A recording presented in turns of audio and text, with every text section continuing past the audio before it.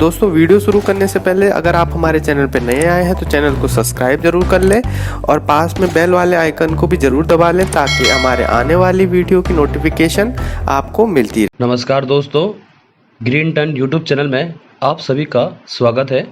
दोस्तों, हम आगामी प्रतियोगी परीक्षाओं को देखते हुए डेली उत्तराखंड सुपर 20 ऑब्जेक्टिव प्रश्नों की सीरीज चला रहे हैं। वीडियो को अंत तक देखेगा क्योंकि इस वीडियो का हर प्रश्न यूको SSC तथा यूको PSC के द्वारा आयोजित आपके आगामी प्रतियोगी परीक्षाओं में महत्वपूर्ण सिद्ध होगा। तो चलिए दोस्तों, शुरू करते हैं इस सीरीज का सेट नंबर 4। आज का पहला प्रश्न है और वेरी इंपॉर्टेंट है। यह जो प्रश्न है ये वीडियो BPTO के पिछले साल पेपर में आया था कि श्री महंत इंद्रेश चरण दास ने श्री गुरु राम राय एजुकेशन मिशन की स्थापना कब की थी। तो इसका सही उत्तर है 1952, यानी कि ऑप्शन बी। ठीक है, कि श्री महंत इंद्रेश चरण दास ने गुरु राम राय एजुकेशन मिशन की स्थापना कब की थी, तो 1952 में की थी, ऑप्शन बी। नेक्स्ट प्रश्न है, निम्न में से कौन सा सुमेलित नहीं है। ध्यान से पढ़ना प्रश्न कि निम्न में से कौन सा सुमेलित नहीं है। ठीक है, तो इसमें से कौन सा सुमेलित नहीं है, तो इसमें गढ़वाल डिबेटिंग क्लब 1885, खद्दर आश्रम 1918, सरोला सभा 1904 और हुक्का क्लब 1905। तो इसका सही आंसर है ऑप्शन डी, हुक्का क्लब। जो हुक्का क्लब है इसकी स्थापना 1906 में चिरंजीव लाल शाह के द्वारा की गई थी। ठीक है, जहां पे गढ़वाल डिबेटिंग क्लब लिखा है तो गढ़वाल डिबेटिंग क्लब की स्थापना 1885 में खड़क सिंह नेगी के नेतृत्व में बरेली में की गई थी। और यहाँ पे ऑप्शन बी है खद्दर आश्रम। तो काशीपुर में खद्दर आश्रम की स्थापना 1918 में की गई थी। सरोला सभा की स्थापना 1904 में तारादत्त गेरोला के द्वारा की गई थी। और यहाँ पे ऑप्शन डी है हुक्का क्लब। तो हुक्का क्लब की स्थापना 1906 में अल्मोड़ा में की गई थी। नेक्स्ट प्रश्न है कि शीर्षक फ्लोरा ऑफ कुमाऊं, शीर्षक है फ्लोरा ऑफ कुमाऊं पुस्तक के लेखक हैं। तो वेरी इंपॉर्टेंट है कि फ्लोरा ऑफ कुमाऊं पुस्तक के लेखक कौन है, तो ऑप्शन ए नॉर्मन गिल।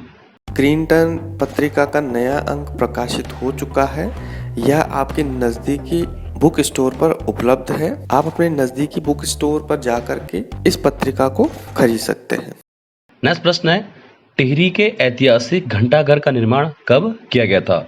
तो इसका सही उत्तर है ऑप्शन बी, 20 जून 1897 को। ठीक है, टिहरी के जो ऐतिहासिक घंटाघर है तो टिहरी में घंटाघर का निर्माण कीर्ति शाह के शासनकाल में हुआ था। और कब हुआ था, 20 जून 1897 को। ठीक है, जो एग्जाम की दृष्टि से मोस्ट इंपोर्टेंट प्रश्न है।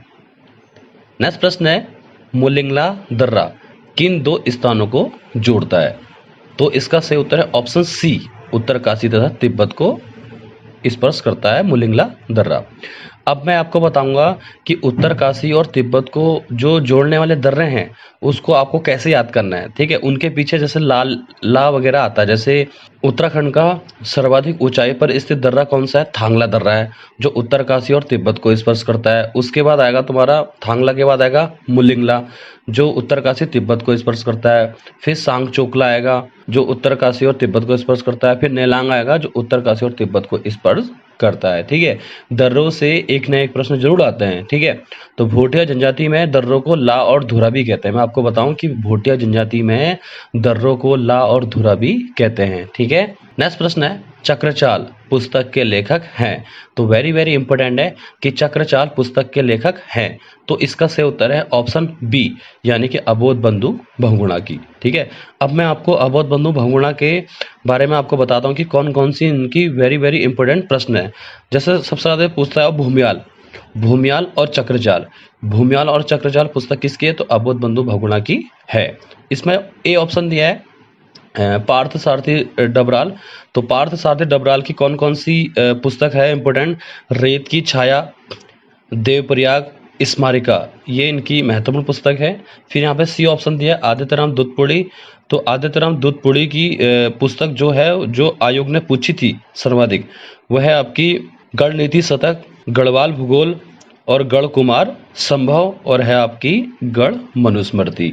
ठीक है, गढ़ कुमार संभव और गढ़ मनुस्मृति किसकी पुस्तक है, तो आदित्यराम दूधपुड़ी की।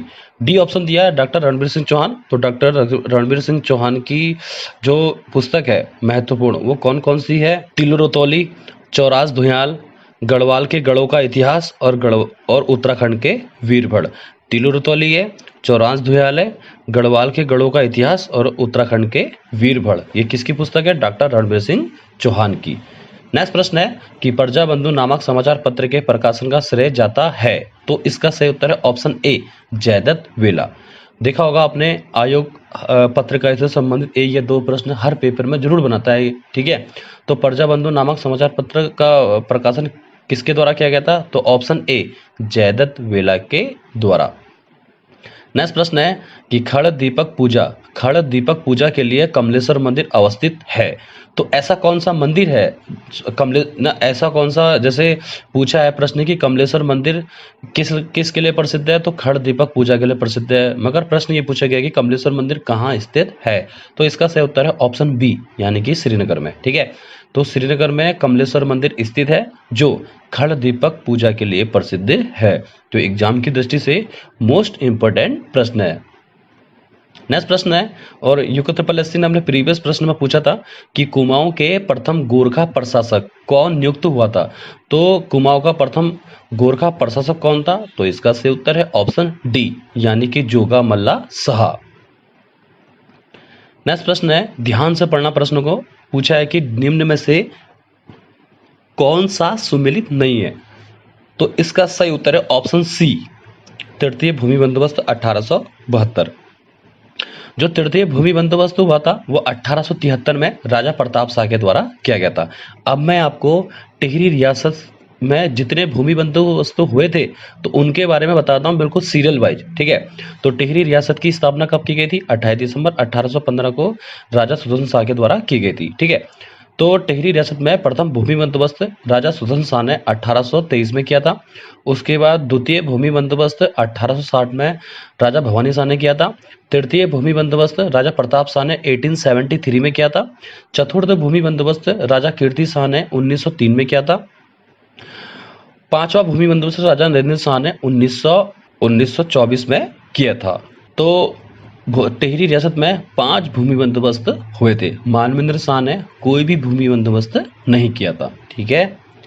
नेक्स्ट प्रश्न है, किसके सुझाव पर, देखो वेरी वेरी इंपोर्टेंट है कि किसके सुझाव पर वर्ष 1870 ईस्वी में बुद्धि बल्लभ पंत ने अल्मोड़ा में डिबेटिंग क्लब की स्थापना की थी, ठीक है। तो आपको इस ऑप्शन में से ये बताना है, इनमें से ऐसा कौन सा व्यक्ति था जिसने ये सुझाव दिया था कि 1870 में बुद्धि बल्लभ पंत को किसने सुझाव दिया था कि आप अल्मोड़ा में डिबेटिंग क्लब की स्थापना करो।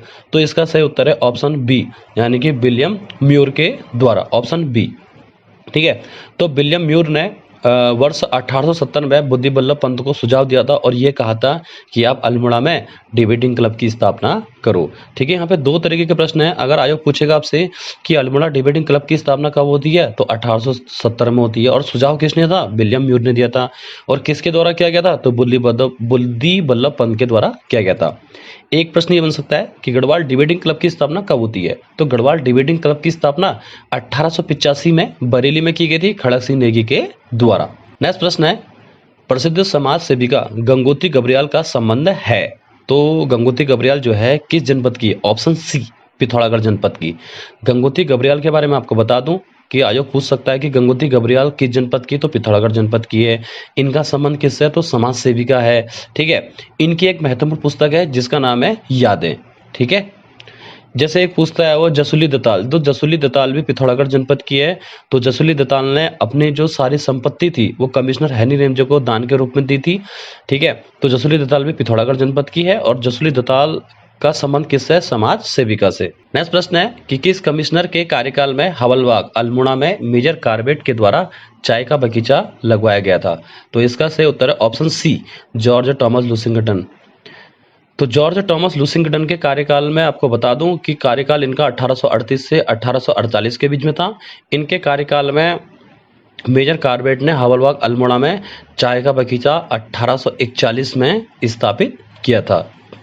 नेक्स्ट प्रश्न है, वेरी वेरी इंपोर्टेंट है कि नजियाबाद से कोटद्वार को रेल पथ द्वारा किस वर्ष जोड़ा गया था, तो इसका सही उत्तर है 1897, यानी कि ऑप्शन डी। तो नजीबाद से कोटद्वार के बीच पहली बार ट्रेन कब चली थी? तो 1897 में। आपको बता दूं यहाँ पे जो पहला ए ऑप्शन है 1884, तो 24 अप्रैल 1884 को किच्छा से कारदम के बीच पहली पैसेंजर ट्रेन चली थी उत्तराखंड में। जो ऑप्शन बी है 1896, तो लक्सर जंक्शन को हरिद्वार से जोड़ा गया था 1 जनवरी 1896 को। यहाँ पे ऑप्शन सी दिया है 1900, तो देहरादून में पहली बार ट्रेन कब आई थी? वर्ष 1900 में आई थी। ठीक है, नेक्स्ट प्रश्न है, कल्चर से संबंधित प्रश्न है कि कुमाऊं क्षेत्र में मेलों में हुड़के एवं नगाड़े के धुन पर नृत्य के साथ गाया जाने वाला गीत है। तो इसका सही उत्तर है ऑप्शन सी, भगनोल गीत।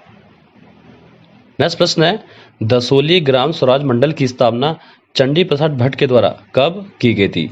तो इसका सही उत्तर है ऑप्शन बी, यानी कि 1964 में की गई थी। ठीक है, तो दसोली ग्राम स्वराज मंडल की स्थापना चमोली में कब की गई थी? चंडी प्रसाद भट्ट के द्वारा 1964 में की गई थी, ऑप्शन बी।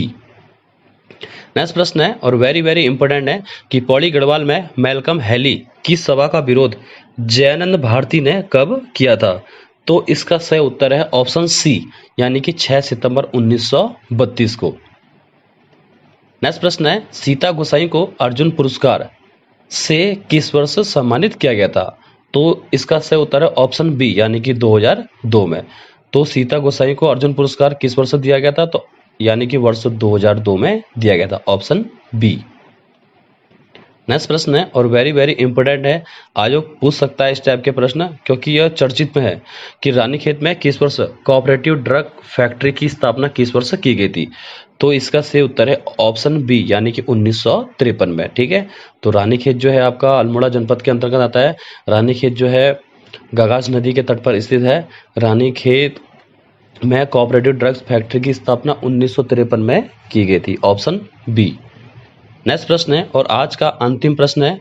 ठीक है, मैं सभी दोस्तों से, सभी मित्रों से यह कहना चाहता हूं कि वीडियो को अधिक से अधिक लाइक कीजिए, अधिक से अधिक शेयर कीजिएगा, ताकि हमें फीडबैक मिल सके कि जो प्रश्नों का स्तर है वो कैसा है। ठीक है, तो आज का अंतिम प्रश्न है कि प्रसिद्ध धौलीनाग मंदिर किस जिले में स्थित है? जो वेरी वेरी इंपॉर्टेंट है, कनिष्ठ सह के पेपर में पूछा गया था कि प्रसिद्ध धौलीनाग मंदिर किस जिले में स्थित है? तो ऑप्शन सी, यानी कि बागेश्वर जनपद में।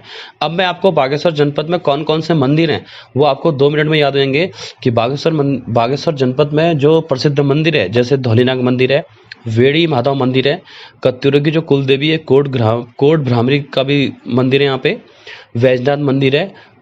ठीक है, तो बागेश्वर जनपद में धौलीनाग मंदिर, वेड़ी माधव मंदिर, कोट भ्रामरी देवी का मंदिर और वैजनाथ मंदिर स्थित है। तो चलिए दोस्तों, मिलते हैं नेक्स्ट वीडियो में नए 20 यूनिक ऑब्जेक्टिव प्रश्नों के साथ कल शाम 6 बजे। आज के लिए इतना ही। वीडियो को अगर पसंद आए तो वीडियो को लाइक एंड शेयर भी कीजिएगा और हमारे यूट्यूब चैनल को सब्सक्राइब भी कर दीजिएगा। तो जय हिंद, जय भारत।